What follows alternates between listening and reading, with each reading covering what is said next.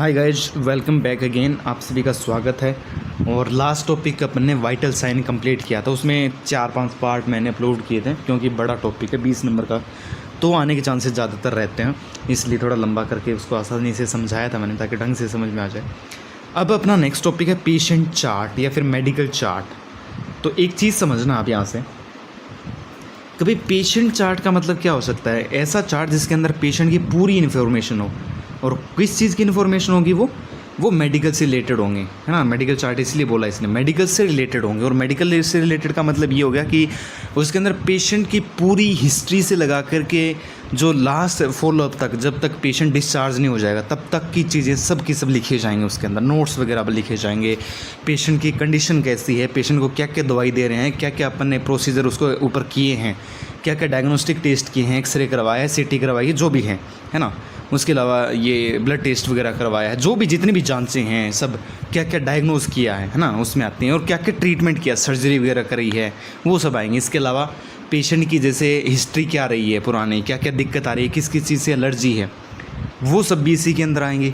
Patient की current condition कैसी है, मतलब क्या कंप्लेंट लेके आया था पेशेंट, है ना। पेशेंट का नाम क्या है, एज क्या है, ये बेसिक से डिटेल से लगा के लास्ट तक सारी की सारी डिटेल है वो किस में आएंगी?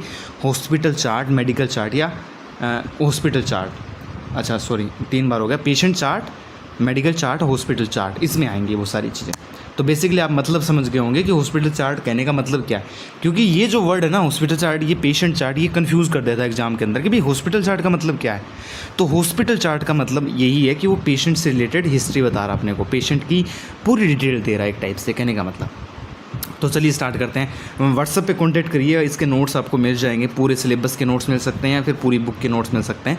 पेमेंट आपको करना पड़ेगा, थोड़ा बहुत चार्ज है उसका, वो देना आपको बस। और अच्छी क्वालिटी की चीज़ें मिलने वाली हैं। अच्छे आप तो पास इजीली हो जाओगे, अगर पूरे पढ़ लोगे तो आराम से पास हो जाओगे, याद है तो आपको, है ना। परसेंटेज बन जाएंगे आपके 70-80। तो चलो, हॉस्पिटल चार्ट पेशेंट का रिकॉर्ड होता है जिसमें पेशेंट की हेल्थ एंड मेडिकल हिस्ट्री होती है। देखो क्या बोला इसने, पेशेंट चार्ट जो होता है किसका रिकॉर्ड होता है? पेशेंट का रिकॉर्ड होता है। पेशेंट का पूरा रिकॉर्ड होता है पीछे से आगे तक का, जो कर रहे हैं अपन, पास से लगा के जो अपन ने करंट में किए सारे चीज़ें, जिसमें पेशेंट की हेल्थ एंड मेडिकल हिस्ट्री होती है, उसकी हेल्थ से रिलेटेड हिस्ट्री और मेडिकल हिस्ट्री होती है, ये उसके अंदर होता है।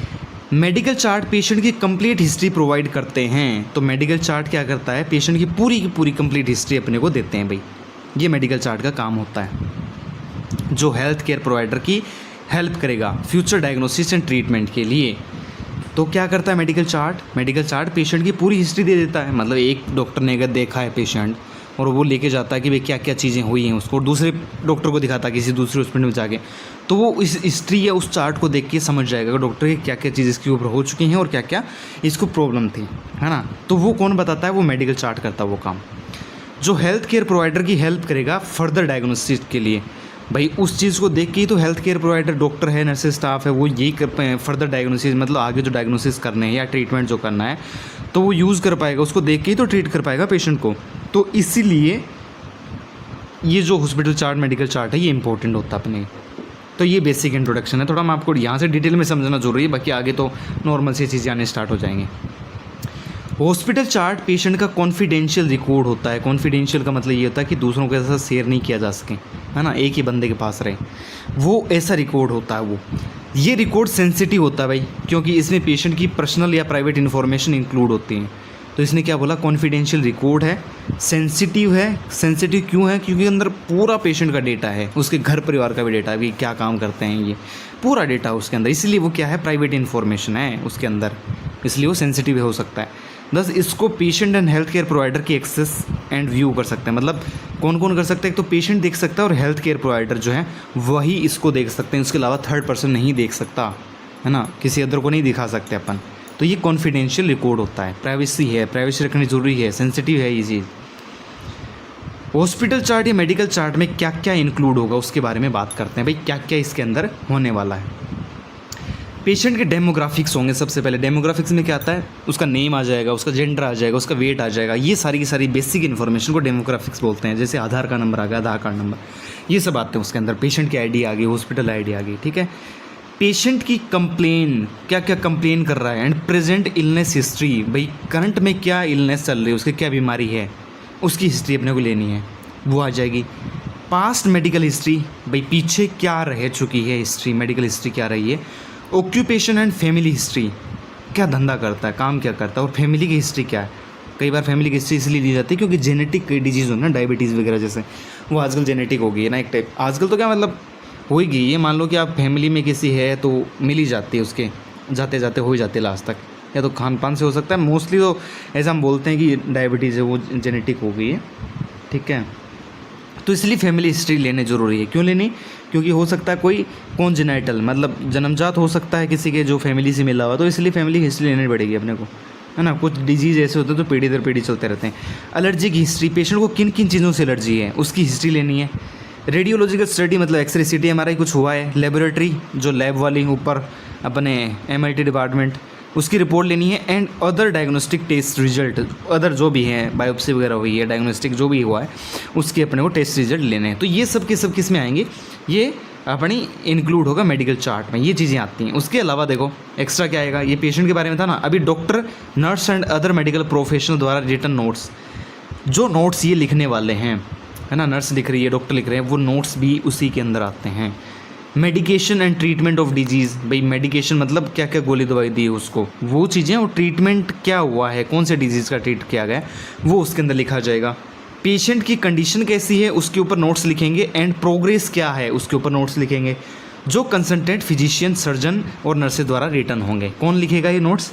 या तो जो कंसल्टेंट फिजिशियन है जिसको अपन दिखा रहे हैं, है ना, अपन जाके भी मेरी ये दिक्कत है तो डॉक्टर को बता रहे हैं वो लिखेगा, या फिर सर्जरी कर रहा है वो लिखेगा कि मैंने क्या क्या परफॉर्म किया इस पेशेंट के ऊपर, या नर्स लिखेगी जो उसकी देखभाल कर रही है।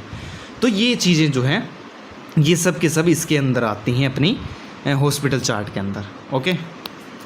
इसके अलावा एक लास्ट बच गया, वो है डिजीज़ के लिए मेडिकेशन एंड ट्रीटमेंट, भाई क्या क्या अपने मेडिकेशन दिए हैं, है ना, और उसके ट्रीटमेंट क्या किया है, कैसे ट्रीट किया उसको, क्या क्या ट्रीटमेंट दिया, ये सब चीज़ें उसके अंदर लिखनी है। अब सबसे पहले आता है डेमोग्राफिक्स ऑफ पेशेंट, क्या क्या डेमोग्राफिक्स होते हैं भाई इसके अंदर। ऑल मेडिकल रिकॉर्ड्स में स्पेसिफिक पर्सनल आइडेंटिफिकेशन इन्फॉर्मेशन होती है, जैसे गवर्नमेंट इशू आइडेंटिफिकेशन नंबर, आधार कार्ड। देखो मैंने बोला था ना, जो 12 डिजिट का आइडेंटिफिकेशन नंबर होता है issued by unique identification authority of India, UIDAI।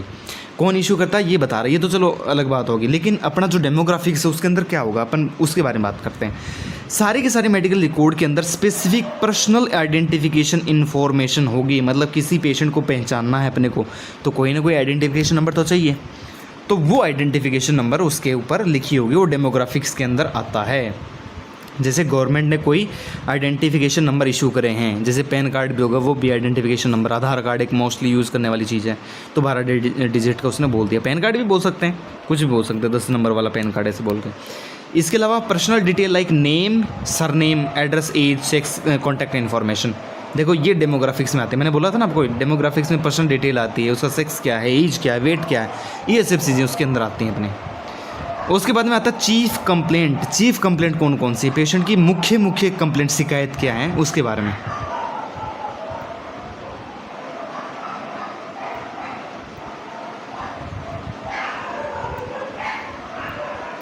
तो बैकग्राउंड में अपने डॉग्स अपने साम्राज्य स्थापित कर रहे थे, लड़ाई कर रहे थे, उस वजह से मेरे को बीच में पहुंचना पड़ा।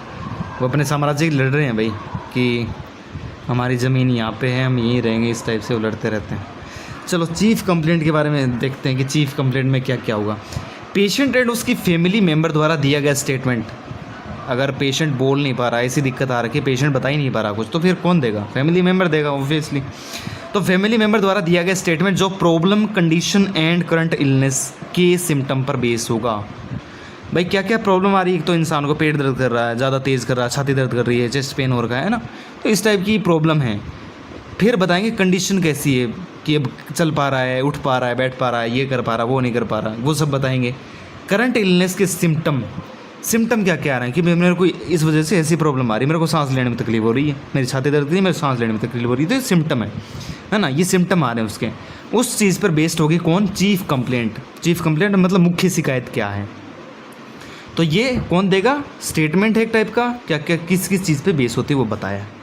चलो जी, हिस्ट्री ऑफ प्रेजेंट इलनेस। अब प्रेजेंट इलनेस की हिस्ट्री के बारे में देखते हैं कि इसके अंदर क्या क्या शामिल किया जाएगा। तो इसमें पेशेंट की प्रेजेंट इलनेस से रिलेटेड कंप्लेंट्स होंगी जिसमें इंक्लूड किया जाएगा प्रेजेंट इलनेस, मतलब अभी क्या दिक्कत आ रही है। एक तो पीछे क्या प्रॉब्लम आई थी 2-3 साल पहले मेरे को ऐसा ऐसा हुआ था, वो तो पास्ट में आ जाएगी। प्रेजेंट अभी में क्या दिक्कत हो रही है, मेरे को इलनेस से रिलेटेड क्या कंप्लेन है वो बतानी है। तो इसमें कितने टाइम से ये प्रॉब्लम चल रही है, ड्यूरेशन ऑफ इलनेस, सिम्टम क्या क्या है उसके, एसोसिएटेड डिसऑर्डर का मतलब है इसके अलावा क्या हो रहा है ना। ये प्रॉब्लम तो आपकी मेन है, इसके अलावा आपको क्या क्या चीज़ें हो रही हैं, इससे क्या क्या प्रॉब्लम्स आ रही हैं, तो उसको बोलते हैं associated disorder. Reason of illness, भाई कहाँ प्रॉब्लम हो रही है हमें बताना पड़ेगा। जैसे कि पेशेंट ने बोल दिया कि मेरा पेन हो रहा है, कहाँ हो रहा है भाई, नी में हो रहा है, हिप में हो रहा है, तो बताना पड़ेगा। एसोसिएटेड डिसऑर्डर में देखो हिप में पेन है तो उसको क्या क्या दिक्कत आ सकती है, चलने फिरने में दिक्कत आएगी ना, सूजन आ रखी है तो सूजन भी एक इन्फ्लामेशन है और एसोसिएटेड डिसऑर्डर होगा। तो इस टाइप से एसोसिएटेड डिसऑर्डर ये लिखे जाएंगे किसमें, हिस्ट्री में, प्रेजेंट इलनेस वाले में। Other detail of present illness, other detail आ जाएगी। तो कितने टाइम से है, सिम्टम क्या क्या है, उसके अलावा डिसऑर्डर क्या है, रीजन ऑफ इलनेस क्या है, और अदर अपना जो है डिटेल आ जाएगी। तो ये सारी चीज़ें हिस्ट्री ऑफ प्रेजेंट इलनेस में आएगी। चलो हिस्ट्री ऑफ पास्ट इलनेस के बारे में बात कर लेते हैं कि भाई पास्ट में क्या क्या हुआ है उसके साथ में वो बताएगा। अब इसमें पास्ट मेडिकल कंप्लेंट्स इंक्लूड होंगी जिसमें पेशेंट का पास्ट डायग्नोस्टिक रिपोर्ट, जैसे एक्सरे सीटी एमआरआई रिपोर्ट ले ली उसकी, तो ये पास्ट डायग्नोस्टिक रिपोर्ट्स हो गई। ट्रीटमेंट एंड मेडिकेशन से रिलेटेड भी क्या क्या ट्रीटमेंट हो रहा है, क्या क्या उसको मेडिकेशन दी गई है, गोली दवाई क्या दी गई है ना, तो वो उसमें आ जाएंगे। पहले की बात करा पास्ट में, मेडिसिन एंड फूड सब्सटेंस से एलर्जी हिस्ट्री, भाई कोई मेडिसिन ली थी उसने तो उससे एलर्जी हो गई तो वो भी लिखनी पड़ेगी। और फूड सब्सटेंस